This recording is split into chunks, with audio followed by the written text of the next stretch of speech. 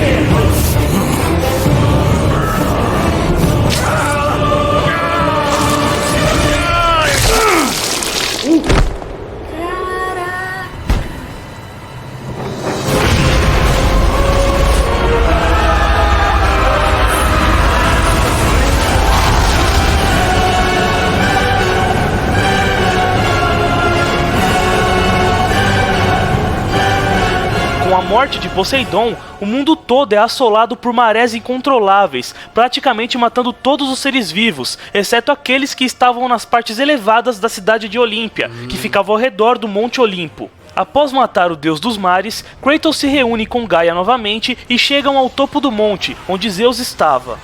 Após uma breve conversa, Kratos irrita Zeus e o rei dos deuses prepara um super raio, atacando Gaia e o protagonista com ele. O ataque foi tão forte que os dois caíram do Monte Olimpo. Gaia consegue se segurar e Kratos agarra nela, escorregando. Ele pede ajuda, mas a Titanide diz que o protagonista foi apenas um marionete usado por ela, e que essa guerra era apenas entre os deuses e os titãs. Com isso, Kratos não consegue mais se segurar, caindo do Monte Olimpo e morrendo novamente.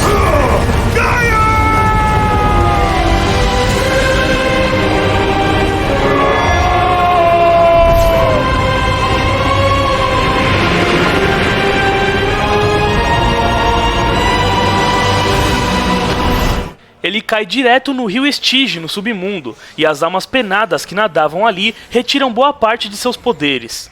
Ao sair do rio, Kratos grita furioso, mas é interrompido por uma versão fantasmagórica de Atena. Segundo ela, a sua própria morte a levou a uma existência superior desconhecida. Ela estava viva e morta ao mesmo tempo. Para tornar a coisa ainda mais suspeita, ela quer ajudar Kratos a derrotar Zeus. Kratos fica indignado com isso, já que ela morreu protegendo o rei dos deuses. Por que ela queria ele morto agora? Ela não dá uma resposta concreta e apenas diz que aquele seu estado atual a permitia ver a verdade onde ela não via antes. Ela também diz que a única maneira de matar Zeus era destruindo as chamas do Olimpo, que eram a fonte de seus poderes. Com isso, ela retira as espadas de Kratos e as substitui pelas lâminas do exílio. Eu esqueci de mencionar antes, mas vocês se lembram que no final de God of War 1, Ares arrancou as lâminas do caos de Kratos? Sim. Então, após Kratos matar Ares, Athena lhe dá novas espadas, as chamadas Lâminas de Atena. E agora, em God of War 3, a própria Athena substituiu essas que ela havia dado para ele pelas Lâminas do Exílio. Pronto, foi só pra complementar mesmo, já que eu havia esquecido de mencionar essa troca de espadas na primeira sessão spoiler e na segunda, tá? Continuando. Após presentear Kratos com as lâminas do exílio, Athena se despede e desaparece. Com isso, Kratos começa sua jornada pelas chamas, mas primeiro ele tinha que sair do submundo, é lógico. Após passar por alguns desafios, Kratos acaba se encontrando com o deus dos ferreiros, Hefesto. O protagonista pergunta se ele sabia o caminho até as chamas do Olimpo, mas Hefesto finge não saber de nada. You have been truly helpful, Hephaestus. Ainda procurando uma saída, Kratos encontra a lâmina do Olimpo presa em uma estátua de uma garotinha. Ele se comunica com essa estátua pensando que era sua filha, Calliope. Para decepção de Kratos, aquela garota não era sua filha, mas o conhecia e dizia precisar de sua ajuda. O fantasma de Esparta pega a espada e ignora tudo o que a garota disse. Mais à frente, Kratos resolve um quebra-cabeças envolvendo o caixão com o corpo de Perséfone, a esposa de Hades que o protagonista matou nos eventos de God of War Chains of Olympus. Após resolver o desafio, Kratos adentra uma área escura e é surpreendido por Hades, que o ataca. Os dois começam a lutar, e após uma batalha intensa, Kratos arranca o capacete de Hades, pega suas garras e rouba a alma do deus do submundo com elas, finalmente o matando. Caraca, ele mata todos os deuses.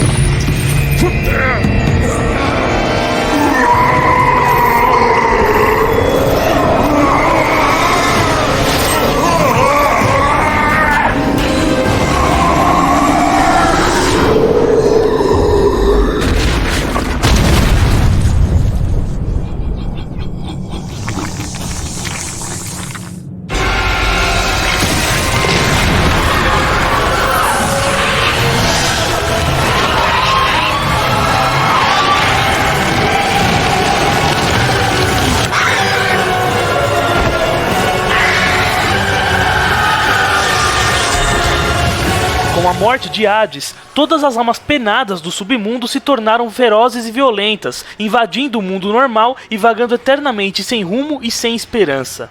Caraca. Após matar o deus do submundo, Kratos retorna a Hefesto e o deus ferreiro diz que a única maneira de sair do submundo era através de portais espalhados pelo Olimpo, porém, só quem tinha a alma de um deus poderia adentrá-los. Como Kratos havia roubado a alma de Hades, ele poderia passar numa boa. Antes de Kratos sair, Hefesto explica o porquê ele tinha aquela aparência horrível. Segundo ele, após Kratos matar Ares, Zeus começou a temê-lo e ficou obcecado com sua morte. Com raiva do templo de Pandora ter falhado em proteger a caixa, ele bateu, mas bateu tanto em Hefesto que deformou seu rosto por completo. Em seguida, como forma de punição, Zeus roubou Pandora do deus ferreiro. Lembram-se que Hefesto criou Pandora e a amou como filha, e para não perdê-la, ele deu a ideia de construir o templo nas costas de Cronos? Então, já que Kratos superou o templo, Zeus ficou putão e fez tudo isso com Hefesto. Após roubar sua filha e espancá-lo, Zeus o jogou no submundo, privado de resgatar a menina e de ver sua esposa Afrodite. Após contar essa história, Hefesto implora para que Kratos resgate Pandora. O fantasma de Esparta ignora o pedido e sai do submundo pelo portal. Nossa, gente, no caminho para subir o Olimpo... Aqui. Deixa eu só fazer um comentário que essa ideia eu acho fantástica. Quando ele vai para o submundo, ele vence Hades, né? Ele já havia vencido vários deuses, inclusive o deus dos mares, né? Poseidon. fortíssimo, mas quando ele liberta essas almas do submundo, elas vão vagar pelo mundo dos mortais, e quando ele mata Poseidon e as marés elevadas matam, né, as pessoas. Na verdade, ele está desafiando a ordem natural das coisas. Olha que incrível isso. Quando ele liberta as almas do submundo, é reverter, é trazer para o mundo dos vivos o que deveria estar no mundo dos mortos. Isso é incrível, assim, você pensar que em busca de uma vingança ou de uma justiça, o modo dele, ele está subvertendo a ordem natural. E outra coisa que eu acho muito interessante aqui é que me lembra muito a ideia de Schopenhauer, o grande filósofo alemão, quando ele dizia que nós, seres humanos, nós criamos os deuses para transcendê-los. Nós criamos os deuses para superá-los. E o Kratos está o tempo todo superando os deuses, né? Vencendo, inclusive, matando os deuses. Todos, né? Ele mata todos. Nossa, maravilhoso isso. E essas relações são lindíssimas da gente pensar sobre a mitologia a partir dessa visão, né? Qual a nossa posição enquanto criadores desses deuses, né? E o Kratos traz isso pra gente. Maravilhoso. Mas ele é boladão, hein? Caraca. Quem será aquela menina? Vamos ver se vai explicar aqui. Fiquei curiosa. Kratos se depara com Gaia, que ainda estava escalando a montanha. Fraca, ela pede a ajuda do fantasma de Esparta. Indignado com a cara de pau da Titanide, Kratos corta seu braço fora, fazendo com que ela caísse da montanha.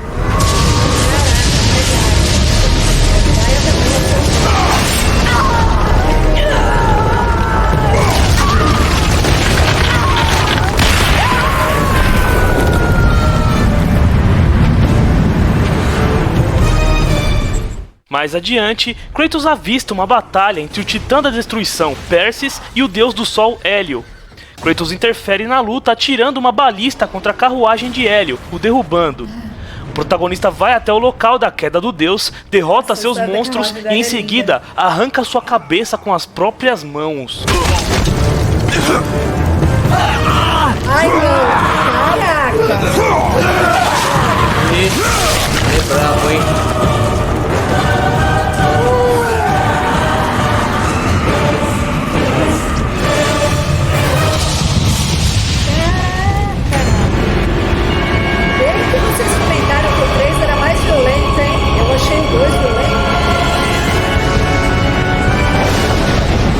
Ao matar Hélio, o sol foi bloqueado por nuvens negras, trazendo escuridão, tempestades e tornados ao mundo humano para sempre. Com a cabeça do deus, Kratos poderia iluminar locais e cegar inimigos. Kratos continua seu caminho e, após pegar impulso com suas asas, voa em direção ao Titã Perses, empalando a lâmina do Olimpo em seu olho e o derrubando da montanha, provavelmente o matando.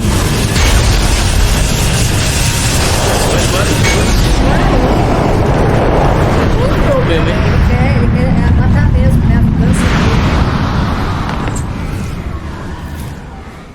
O protagonista chega a um labirinto cheio de caixas gigantes de madeira, mas antes de poder explorar o local, é surpreendido por Hermes, o deus mensageiro. O deus irrita Kratos de uma forma que ninguém teria coragem de irritar, falando sobre sua família e tudo mais. Kratos o persegue e, no caminho, encontra a caixa de Pandora, cercada pelas chamas do Olimpo. Athena aparece e conta a história da caixa para Kratos, dizendo que a única maneira de apagar as chamas que a envolviam era através da garota Pandora, que era feita do próprio fogo. Athena se despede e Kratos persegue novamente o deus mensageiro. Não demora muito para Kratos conseguir alcançá-lo e fazê-lo engolir suas palavras.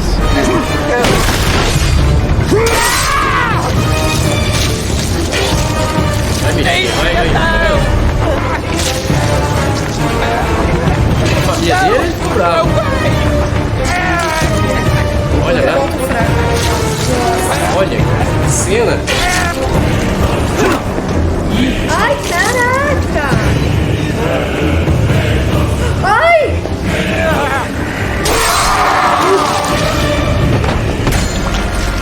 Olha só. Ai!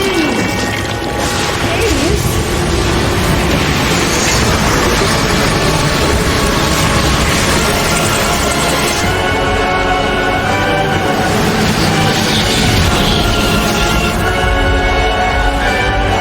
A morte morte de Hermes causou um enxame gigantesco de insetos por todo o Olimpo, infectando todos os servos dos deuses com uma praga incurável. Após matar o deus mensageiro, Kratos pega suas botas, permitindo que ele corra mais rápido e até mesmo corra pelas paredes, no maior estilo Prince of Persia. O fantasma de Esparta continua seu caminho e acaba chegando em uma arena, onde estava a esposa de Zeus, Hera, a deusa das mulheres e do casamento. Ela estava bêbada e culpava Kratos por todo o caos que estava acontecendo. O protagonista pergunta onde ele poderia encontrar Pandora, mas Hera se recusa a responder e chama seu servo Hércules para enfrentar Kratos. Tanto na mitologia original quanto na mitologia de God of War, Hércules é filho de Zeus com uma humana e nasceu com uma força extraordinária.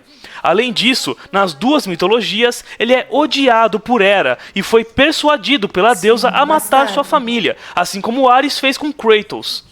Agora, na mitologia original, para ser perdoado de seus pecados, Hércules deveria executar uma série de 10 tarefas e servir 12 anos a Euristeu, neto de Perseu, que era o rei da cidade de Micenas. Essas tarefas ficaram conhecidas como os 12 trabalhos de Hércules. Pera, mas não eram 10, Sidão? Sim, mas Euristeu sacaneou Hércules e deu mais 2 trabalhos a ele. A maioria desses trabalhos envolviam matar ou capturar alguma criatura. Todos eles foram resolvidos graças à força extraordinária de Hércules. Após completar esses desafios, Hércules foi perdoado, mas continuou participando de diversas aventuras, eventualmente sendo recebido no Olimpo e recebendo as boas-vindas de seu pai Zeus e todos os outros deuses. Caraca, olha. Já em God of War, após matar sua família, ele fez exatamente igual a Kratos. Passou a servir aos deuses em busca de redenção. Por isso ele estava ali no Monte Olimpo, ajudando os deuses a derrotarem Kratos e os titãs. Os meio-irmãos conversam, e Hércules afirma que Kratos é o favorito de Zeus, já que teve mais glórias e fama do que ele. Sendo assim, ele desafia Kratos para uma luta, dizendo que mataria o protagonista e se tornaria o novo deus da guerra em seu lugar. Eles batalham ferozmente, mas Kratos rouba as luvas nemeias de Hércules e o espanca até a morte com elas.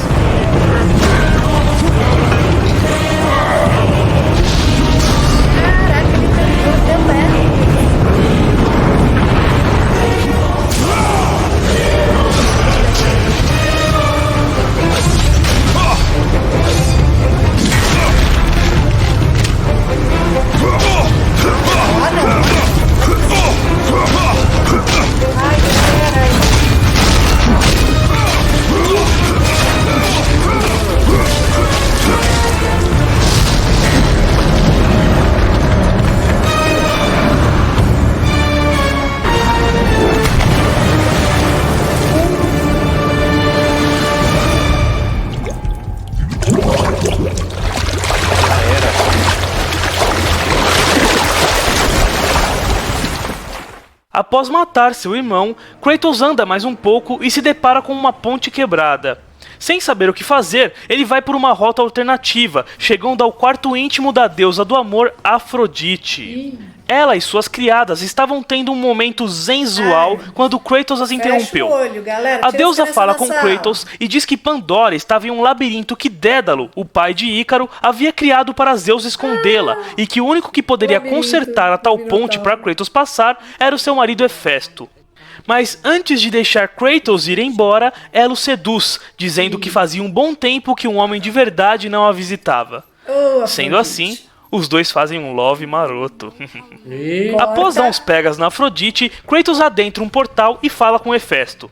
Ele pergunta onde ficava o tal labirinto e Hefesto fica puto, pois ele não queria que Kratos maltratasse Pandora. O protagonista diz que não cessaria nunca sua busca por vingança, e ao pensar 2 vezes, Hefesto diz que a morte de Zeus era um sacrifício válido, já que ele também o odiava. Sendo assim, ele fala para Kratos ir atrás da pedra Ónfalos, que estava no Tártaro. Com ela, ele poderia criar uma arma capaz de consertar a tal ponte. Kratos vai até as profundezas do Tártaro e é surpreendido pelo grande titã Cronos. O titã diz que, após Kratos pegar a caixa de Pandora no templo que ficava em suas costas, Zeus ficou puto e o matou, o mandando para o Tártaro. Dito isso, ele demonstra seu ódio pelo fantasma de Esparta e começa a tentar esmagá-lo. Kratos reage e, após muita luta, é engolido pelo titã. ele acha a tal pedra ônfalo dentro de seu estômago. Exatamente, essa era a mesma pedra que Rhea havia usado para substituir o bebê Zeus e não deixá-lo ser engolido pelo pai.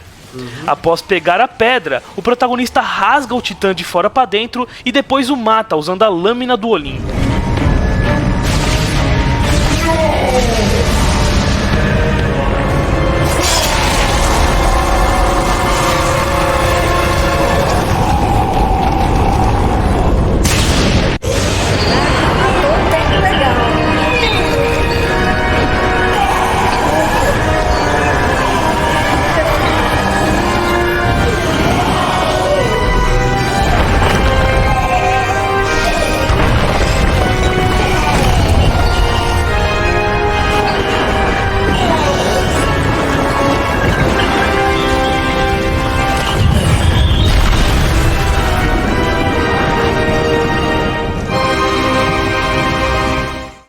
Kratos retorna a Hefesto e briga com ele por tê-lo enviado em uma armadilha.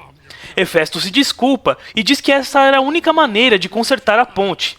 Ele pega a pedra Ônfalos e com ela cria o açoite Nêmesis, que eram adagas capazes de eletrificar mecanismos e inimigos. Enquanto Kratos olhava o seu novo brinquedo, Hefesto aproveita a distração do espartano para atacá-lo. Kratos consegue reagir e acaba matando Hefesto.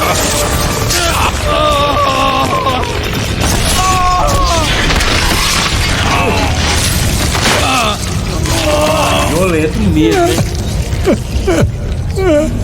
My beautiful Pandora. Please, spare her. Pandora, forgive me.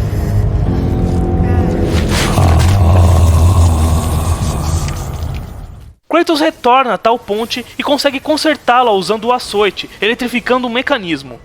Ele passa pelo jardim de Hera e encontra a deusa lá, mais bêbada do que antes. Ela o xinga e insulta Pandora, o que o deixa furioso. Em um ato rápido, ele quebra o pescoço da deusa, a matando.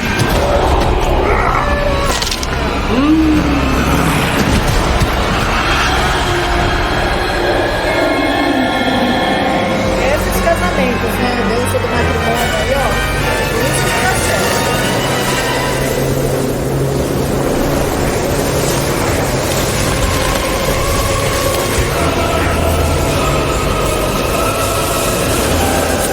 Com a morte de Hera, todas as flores e plantas do mundo murcham e morrem.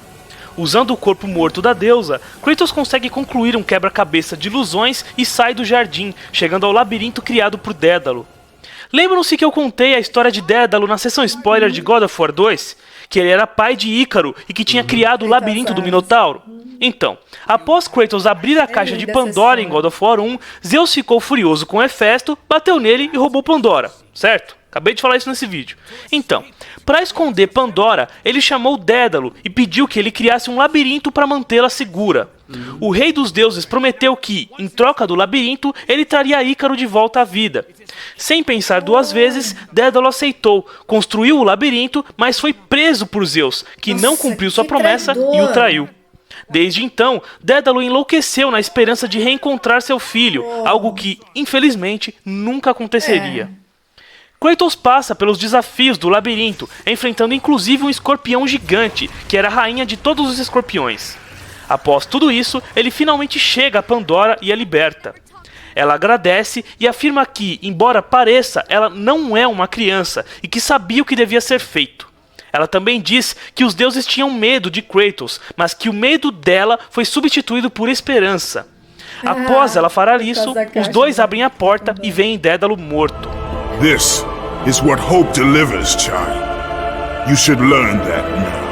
Dédalo tinha sido morto Pior quando dos Kratos males. começou a ativar o labirinto, A esperança. mudando os caixotes gigantes de lugar com ele ainda dentro. Após enfrentar um bom número de inimigos e alinhar o labirinto, Pandora diz que para voltar à superfície, que era onde a caixa estava, Kratos precisava destruir as correntes que seguravam os labirintos abaixo do Olimpo. Ele desce até o submundo, quebra as correntes, sobe de volta, escala até o hall onde estava a caixa e de lá acessa uma manivela que puxa as correntes de cima do labirinto, o puxando para cima por inteiro junto com a garota, o que causou uma destruição danada. Puxa da assim. Ele faz.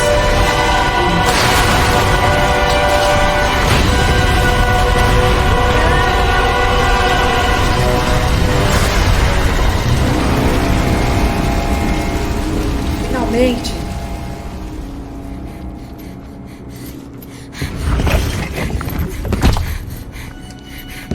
Chegando lá em cima, Pandora corre em direção às chamas e Kratos a detém, dizendo que deveria haver uma outra maneira de resolver isso, sem sacrificá-la. A garota fica furiosa, afirmando que aquele era o seu destino, e ao se soltar de Kratos, é interrompida por Zeus. O rei dos deuses segura a menina e diz para Kratos parar com sua obsessão por ela, pois ela não era sua família. Era notável que Kratos acabou tendo uma afeição por Pandora, como se um instinto paterno tivesse surgido nele. Zeus pragueja contra Kratos e joga Pandora longe, irritando o protagonista. Os dois começam uma batalha intensa, onde Kratos se sobressai. De repente, Pandora levanta e corre em direção à chama. Kratos tenta impedir, mas Zeus o irrita tanto que ele acaba soltando. Kratos, you know this is the only way! Don't listen to her, Kratos. For once in your pathetic life, don't fail. Don't fail her like you failed your family. Cruel esse ser.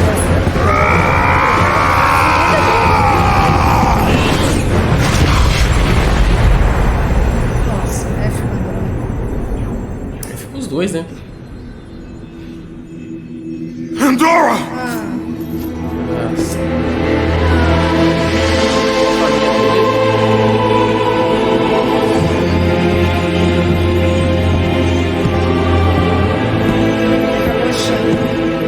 Pandora se esvai junto com as chamas do Olimpo. Kratos abre a caixa de Pandora, acreditando que o poder das chamas estaria dentro dela, mas para sua decepção, a caixa estava vazia. Zeus ri do protagonista e o desafia mais uma vez. Eles vão para o lado de fora do monte e se enfrentam novamente. Durante a batalha, eles são interrompidos por Gaia, que não tinha morrido. Ela xinga os dois e os agarra, mas ambos caem dentro dela através de um ferimento aberto em seu corpo. Kratos chega ao coração da Titanide e começa a atacá-lo, mas é interrompido por Zeus. Os dois brigam novamente, na maior batalha de suas vidas. Depois de muito sangue e suor, Kratos se sobressai e com a lâmina do Olimpo empala Zeus e o coração de Gaia ao mesmo tempo. Nossa. Caraca, os dois.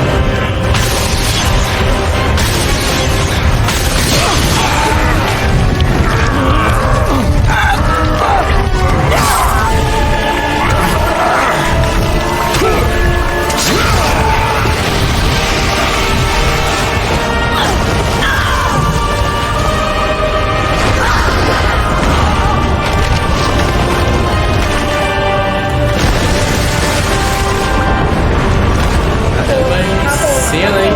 Caramba.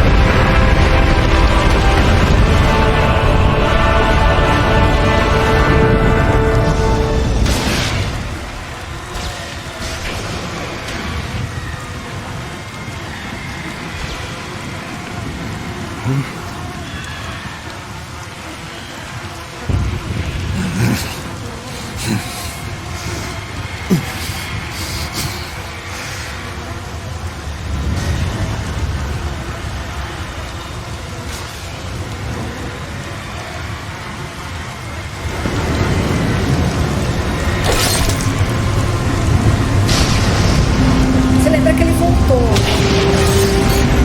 Já havia...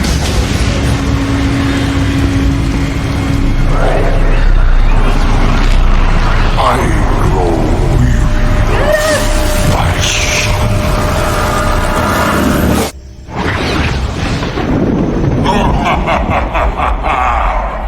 Nothing but darkness lies ahead, Kratos.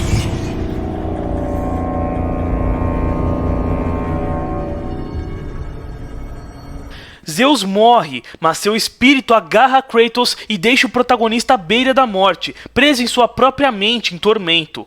Nessa ilusão, Kratos é obrigado a passar novamente pelos sofrimentos de sua vida, como o de matar sua família. De repente, ele começa a escutar Pandora, que diz poder guiá-lo para fora daquele tormento.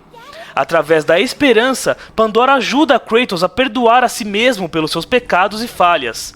Ao aceitar a morte de sua família e se livrar da culpa que o afligiu por toda a sua vida, Kratos é possuído por um poder desconhecido, maior que qualquer deus ou titã. Com esse poder, ele sai da ilusão e enfrenta o espírito de Zeus, o fazendo voltar ao corpo do deus. Kratos então agarra o corpo de seu pai e começa a espancá-lo sem parar. Até que, finalmente, Zeus morre.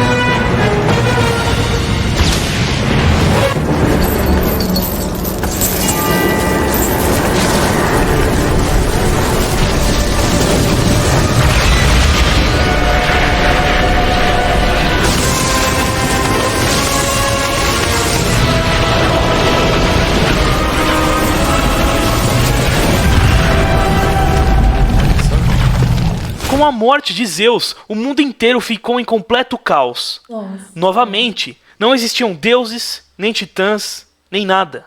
Apenas caos.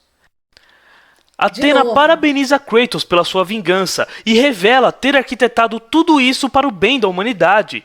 Ela explica que, quando Kratos abriu a caixa de Pandora, ele liberou todos os males que Zeus havia guardado dentro dela.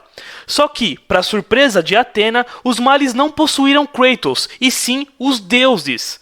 O mal do medo, por exemplo, tomou posse de Zeus, e por isso ele tinha tanta obsessão pela morte do protagonista, pois Porque o ele não temia. matasse, é. Atena acreditava que foi com os males que Kratos havia derrotado Ares, mas na verdade foi com o ingrediente extra que ela havia colocado na mistura: a esperança.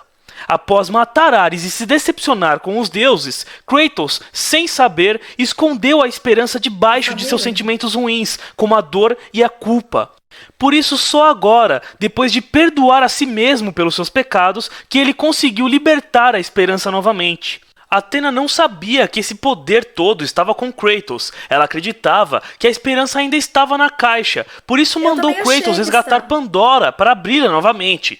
O plano da deusa era tomar posse da esperança para liderar a humanidade e guiá-los a um futuro melhor. Mas o que dá a entender mesmo é que ela sempre quis dominar o mundo, por isso arquitetou todo esse plano, para ter poder total sobre a raça humana só para si mesmo. Olha, Ela ordena que missão. Kratos devolva a esperança a ela, mas vocês sabem muito bem que ninguém, simplesmente ninguém, dá ordens ao verdadeiro deus da guerra. You owe me this, Kratos. I owe you nothing. I made you a god. I sheltered you from the wrath of Olympus. I delivered you revenge on Zeus. It is over, Athena. You would dare strike me down? Again? My vengeance ends now. How could you?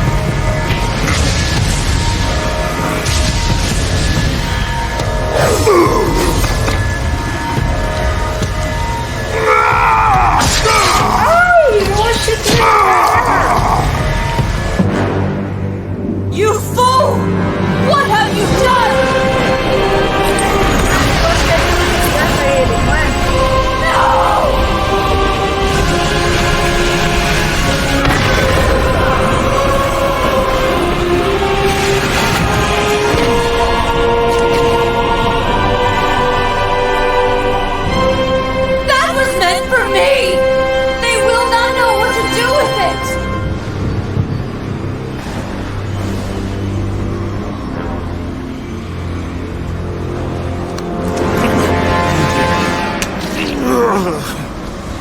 You disappoint me, Spartan.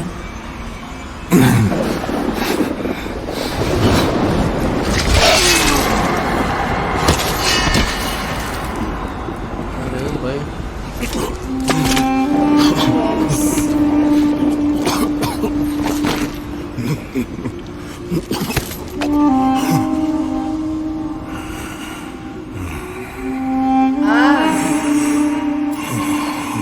Cena braba, hein?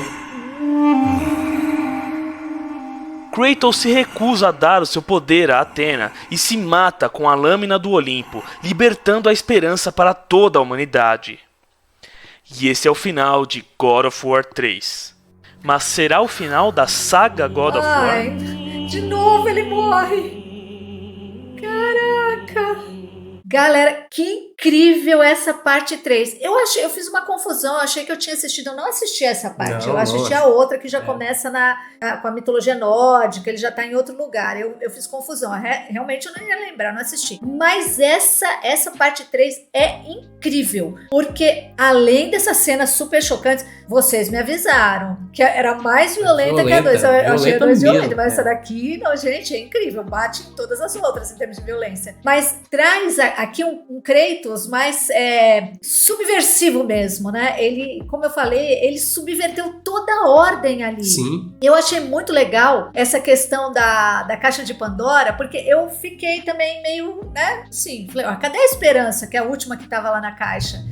E aí agora veio a explicação, a esperança estava com ele. Só que a esperança estava escondida também diante de todos, né? Embaixo de todos os males que ele também incorporou da caixa de Pandora. Então esses males que iriam para todos os seres humanos, acabou ficando nele. Por isso essa atitude dele, né? De querer eliminar os deuses e essa violência toda, acredito eu. Claro, tem a questão da vingança ali, que o tempo todo, o que induz, né? O que propulsiona o Kratos a tudo isso é a vingança em relação à família dele.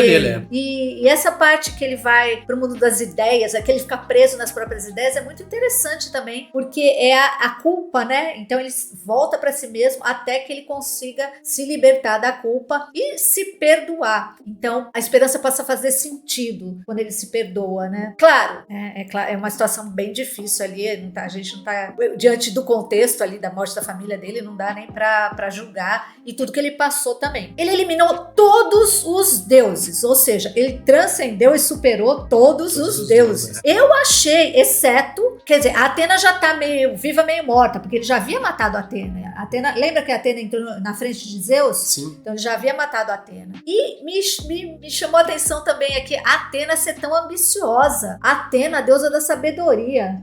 Então, será que a sabedoria também é uma forma, o excesso de sabedoria também leva a uma forma de ambição? Ambição pelo poder de conhecer, talvez, mas de dominar. Isso aqui foi interessante, essa colocação. Será? Porque isso é bem interessante mesmo, quando a gente fala que conhecer é poder, né? Tem uma relação, conhecer é poder, mas que tipo de poder o conhecimento nos traz? E a Athena mostrou aqui, claro, é uma adaptação da mitologia aqui pro jogo, mas é interessante da gente pensar. Esse conhecer é poder, que poder é esse que ela está querendo? Porque ela manipula o Kratos, aliás, Gaia também, né? Manipula o Kratos, e aí ela quer, na verdade, o poder dele. O poder dele, né? O tempo todo. Todo o poder, né? O tempo todo foi aquilo. Olha só. A Athena, né? Athena, tô meio preocupada com a questão do conhecimento agora. Brincadeiras à parte, mas foi muito legal. E uma coisa que me chamou bastante atenção também é que depois dele ter eliminado, isso é maravilhoso, depois dele ter eliminado todos os deuses, porque na verdade os deuses na Grécia foram os responsáveis, né, na mitologia, por colocar ordem no mundo. É a partir de Zeus que se coloca ordem no mundo, porque Zeus vai distribuir para os outros deuses, para os irmãos e para os outros deuses, cada um vai tomar conta de uma parte do universo, vamos dizer assim. Então estava em ordem. E os gregos, eles preservavam muito e pensavam que a felicidade e a harmonia estava na organização cósmica, né? E quando Kratos destrói, mata todos os deuses, volta ao caos, volta à terra de ninguém, né? onde a justiça não prevalece mais, não existe mais. Muito legal essa referência, porque a criação da mitologia, a gente entender que a partir da criação desses deuses se coloca a ordem no mundo, na verdade, é para uma satisfação e uma tranquilidade do ser humano, de colocar cada coisa no seu lugar. Nós temos essa necessidade. Eu falo várias vezes sobre isso, acho muito interessante. Nós precisamos nos sentir seguros, em algum lugar que haja ordem. E eu não estou dizendo ordem no sentido de estar tudo arrumadinho, não. Mas nós temos que entender o lugar das coisas. E os gregos se preocupavam muito. Nós temos aí uma herança grega incrível, né? Mas os gregos se preocupavam muito com essa harmonia do universo. Tanto é que Aristóteles fala que a felicidade estava relacionada à ordem harmônica do universo. Então, os deuses eram responsáveis por essa ordem. E veio Kratos aí para subverter tudo e bagunçar tudo, matando todos os deuses. E agora, quem coloca a ordem no universo? Mata o irmão, mata a mulher, mata o pai, mata todo mundo, cara. Todos os deuses, Todos os deuses, que era a proposta dele. Exceto Atena, agora, o que será que vai acontecer?